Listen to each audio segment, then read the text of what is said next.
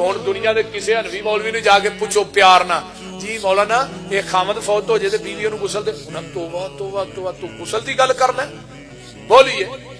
جاؤ دنیا دے کسے مولوی نو پوچھو خامد بیوی بیوی خامد نو غسل کہے گا نہیں میں کیا سب بکواس ہے میرے پیغمبر دی حدیث موجود نے حضرت ابو بکر صدیق رضی اللہ تعالیٰ عنہ نو غسل انہاں دی بیوی اسماء بنت امیس نے دیتا ہے. انے آنچے کانا راجا آپ نے سنی ہوگی پنجابی کی یہ مثال